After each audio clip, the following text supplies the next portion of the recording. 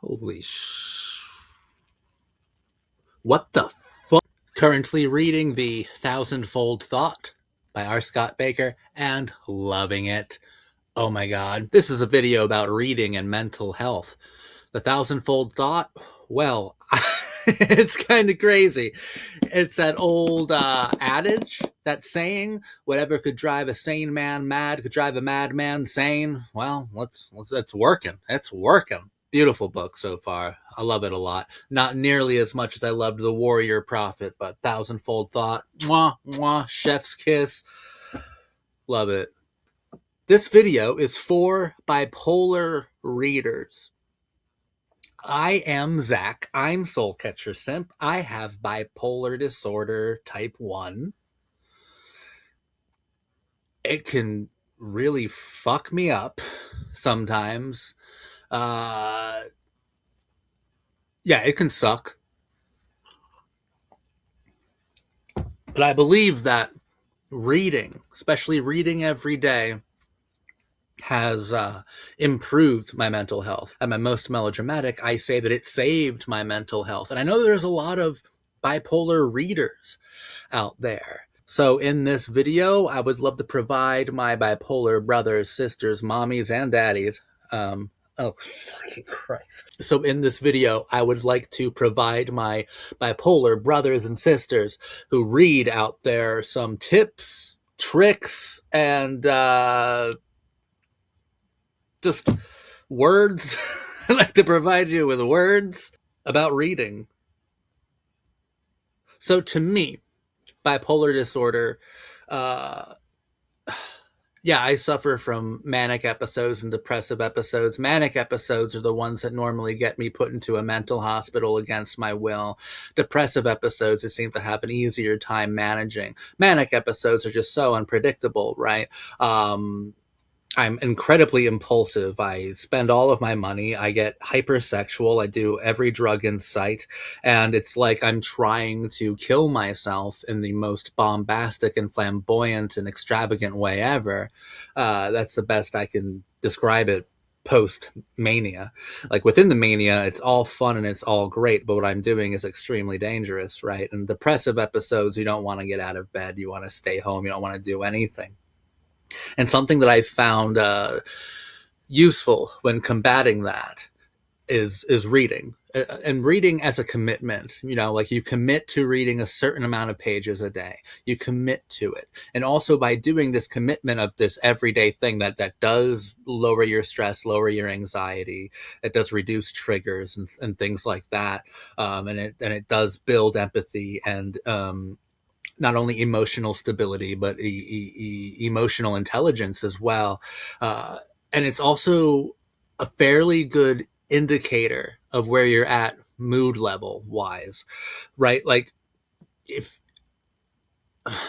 when I go into an episode, whether it's depressive or manic, the first thing that goes, the first thing that leaves is are commitments to something that structures your day. So if you notice, you're finding it a lot easier to compromise with yourself, to convince yourself to drop commitments. You go from reading 50 or 60 pages a day every day to, well, I can do half that. I'll do the other half tomorrow. Only you don't do the other half tomorrow, then eventually just drop reading entirely. That should be a fairly good indication that you are approaching either hypomania or depression. Like, should be a fairly good indication. Because for me, when I hit mania or a depressive episode, yeah, the commitments are the first things to go. They're the first things that I rationalize to myself that I don't need or aren't important. So, like, apart from providing the structure, you can actually tell when that structure starts to become challenged by your own impulsivity that you are maybe starting to spiral. And of course, I think that taking medication is a decent idea. Seeing a therapist is a decent idea too. I currently see a therapist and take medication, but something like I just said, finding those little indicators that you are kind of slipping away, right? You go from reading every day to reading less and less and less. That's a pretty decent indication that you are slipping away mentally. If you're not seeing a therapist and you're not on any medication, I would suggest that you at least do one of those things, see a therapist or take medication, ideally both. But if you're not doing either for a variety of different reasons and circumstances, that could be a lifesaver in a huge way too. If you're paying attention to your commitments, to your daily routine, and the structure of your day, and you notice that it has started to become challenged by yourself, by your impulsivity, then you can be like, "Oh shit! All right, it's time to it's time to man the barracks again. It's time to man the fort." Reading can be so much fun, and when you're bipolar, you go on these manic flights or depressive flights of fancy and impulsivity, and you can often lose sight of that. And there are other things as well I want to talk to bipolar readers about. Like I said at the beginning, or all throughout this video, honestly, it's impulsivity is such a huge part of this. Like total lack, loss, or fracturing of your impulse control. That's the bedrock of what mania is founded upon, honestly. So spending.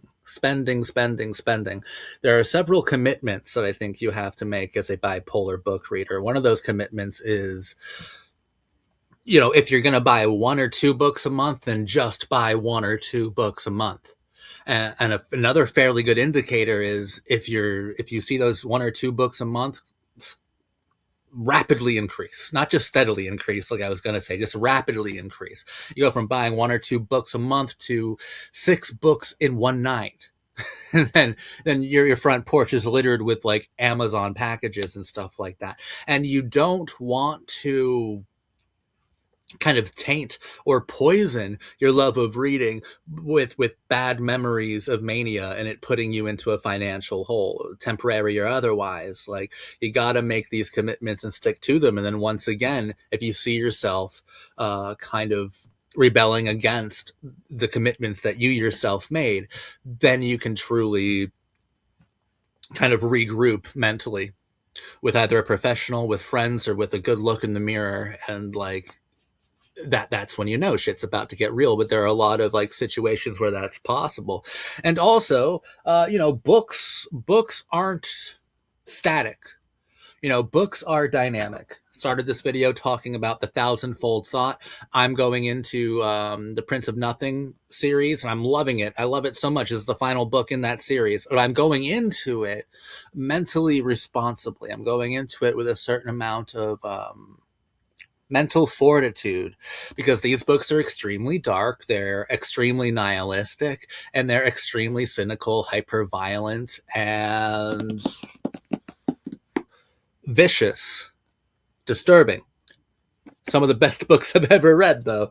The Warrior Prophet, one of my new favorite books. Go read it if you're in the right headspace for it. That's what I'm really saying. So be careful what you're reading as well, and go into the book knowing that this can affect you. Because I'm like I said, I think that we bipolar people, we have I don't want to say we have a greater sensitivity to psychopathy, especially through literature, but like maybe we do, or we just have a greater intelligence of understanding it and truly comprehending and empathizing with psychotic literature. But just be aware that if you read nothing but dark, impulsive books about I don't know, anti-heroes or morally condemned or morally gray characters all of the time, it could start to slowly, subconsciously affect the way that you think.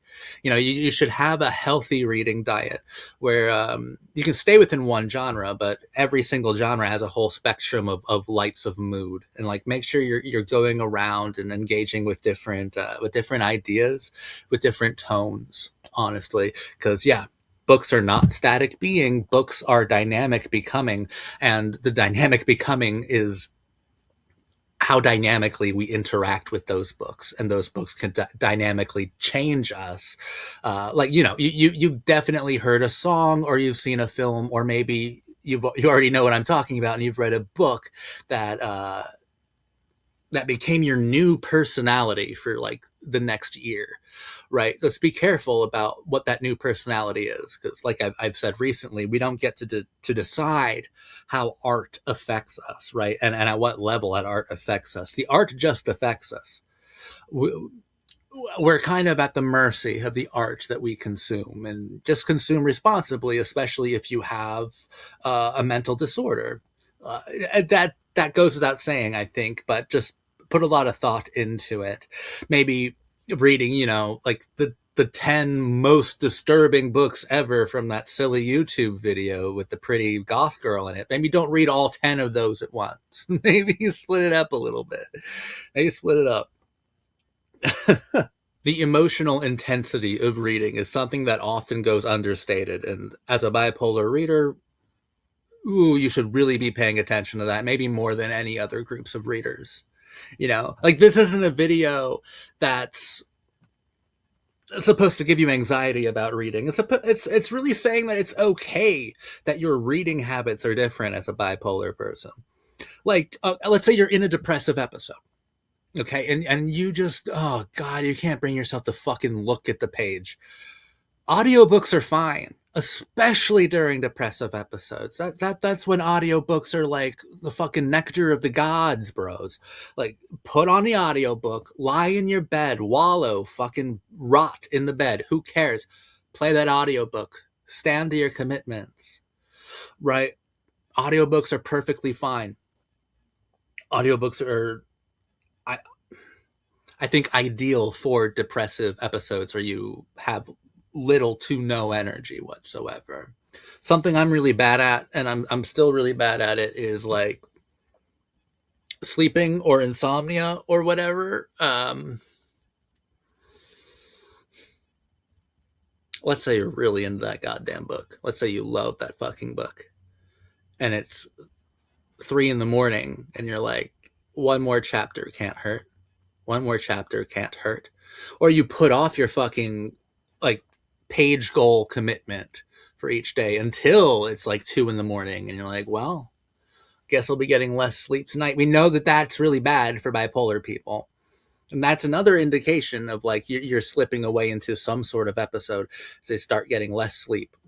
It's most commonly associated with hypomanic or manic episodes, but you're getting less sleep. We can't be sacrificing sleep like that. You have to be really careful about that, and I have to be really careful about that, but I can't fucking sleep to save my life. So this isn't coming from a know-it-all here.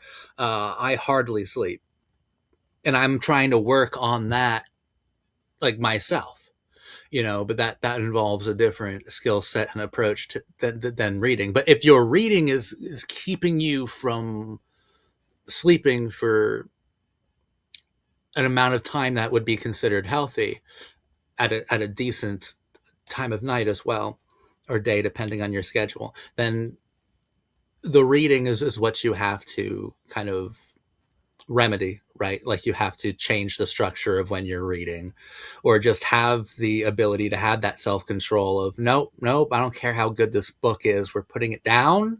We are putting it the fuck down. And then moving on from that. My insomnia doesn't necessarily stem from reading, really. I just can't fall asleep, period, the end. It's something that I'll always struggle with, I think. So, but it's definitely like, you need to be paying attention to your sleeping habits, and if reading is interfering with that, you need to fix your reading. There are a lot of different ways to accommodate reading into your bipolar makeup. There's a lot of different ways to do that. And I think that as bipolar people, I think we have a greater intimacy with the sheer intensity of the emotional spectrum than most other people do. We can understand when a character in a book is acting outrageously, unforgivably too. Like, and then we can understand when a character is just so low energy that he's a non-presence. We actually see that non-presence magnified. I think we could understand every facet of the rather robust emotional human spectrum better than anybody fucking else, man, because we've been to the extreme poles of both and made that slow crawl back to a precarious middle. to that precarious balance at the center of the emotional spectrum. We've been all over it. We've been all over the page, right? The page of life itself, the page of the human experience. So I think that like it's important for us bipolar people to read because we have a unique perspective. We have unique life experiences that we bring to the books that we read. We really do. Absolutely. If you're in the mood to read like bipolar authors, you can never go wrong with Sylvia Plath or Virginia Woolf. I think Ernest Hemingway was bipolar. There are quite a few that people like theorize were bipolar, and especially through Plath and Woolf, you can definitely you can definitely learn a lot. A greater amount of insight on yourself. But Plath does fall under the umbrella of just be careful with it, because she was insanely talented, and bipolar people, we understand depression and mania better than anybody else ever could, and Sylvia Plath is one of the best writers on both mania and obsession too, but mania and depression. So just be careful with that kind of stuff, is all I'm saying there, I guess. And I mean, if you really wanted to read bipolar authors who understand your life experience, just understand that it is dangerous to be like, you're a danger to yourself sometimes. Like the three people I named all killed themselves. So like it's very important here to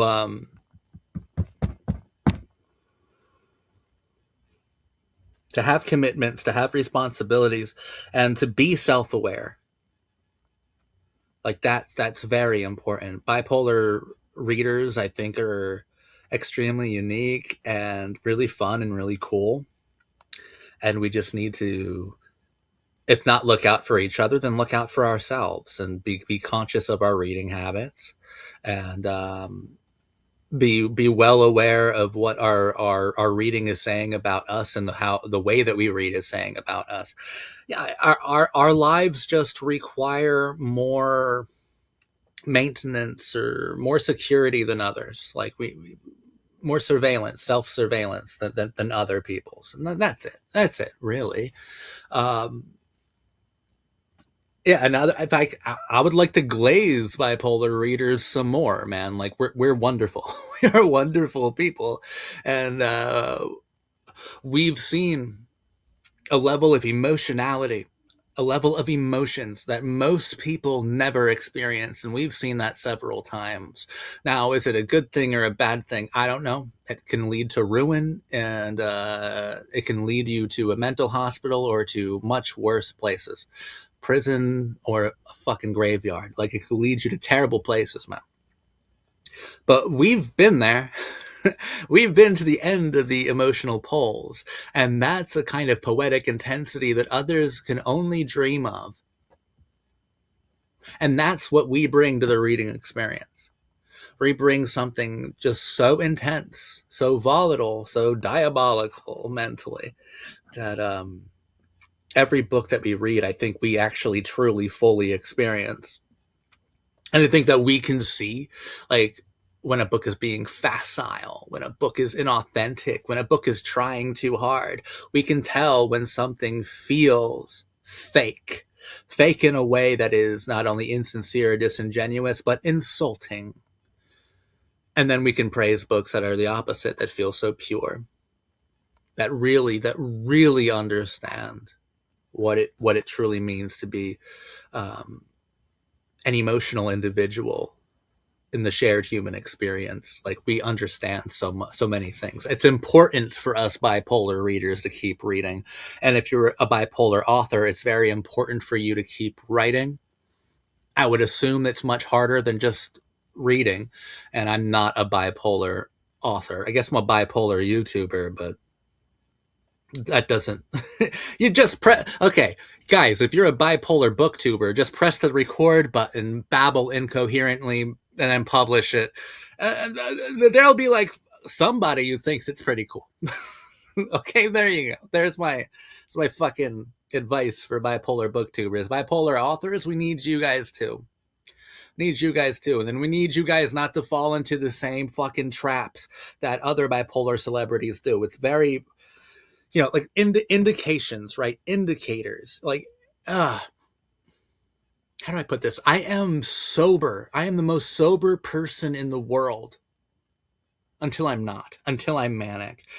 And then there's a needle in my arm. Then I'm the most fucked up human being you've ever seen in your life. And it's night and day.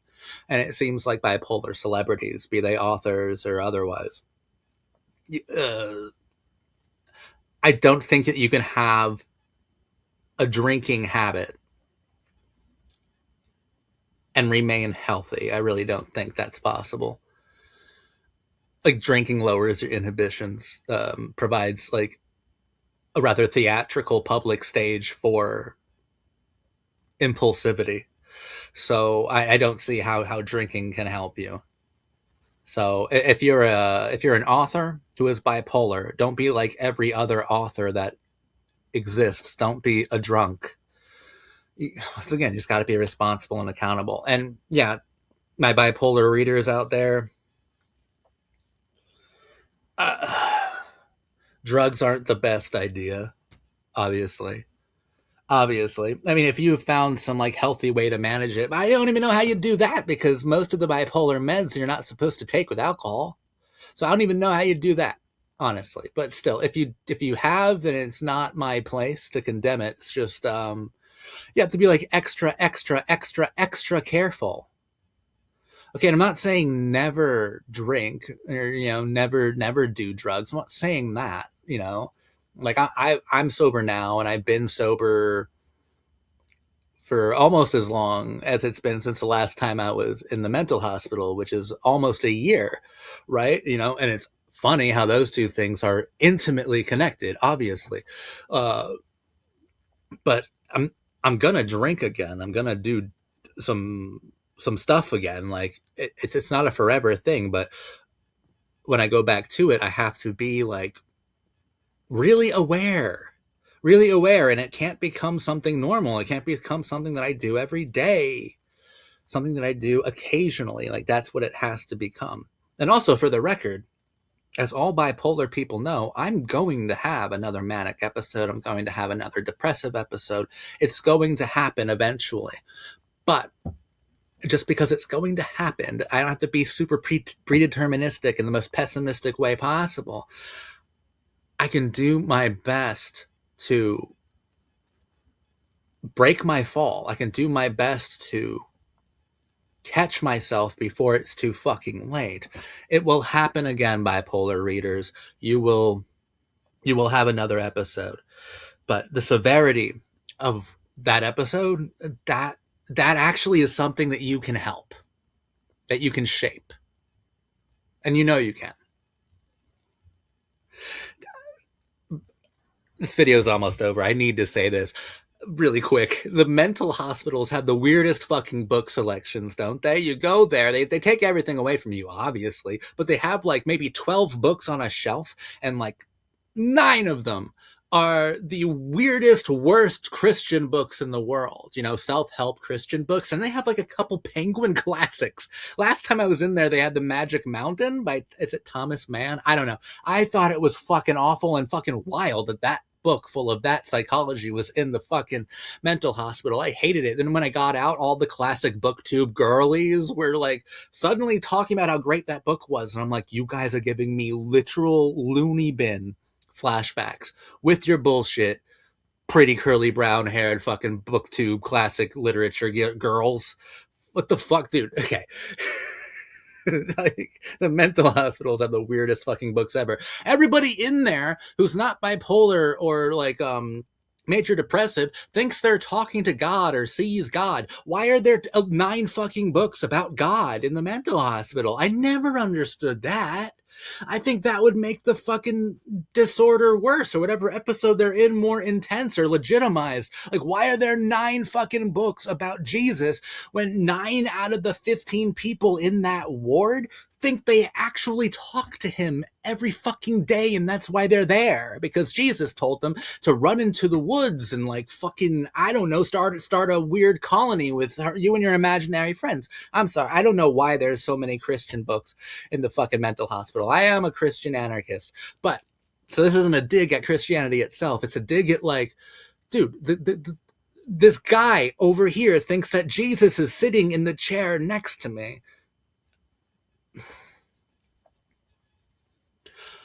Let's maybe have some like apolitical, non-religious texts there. That'd be nice. Probably.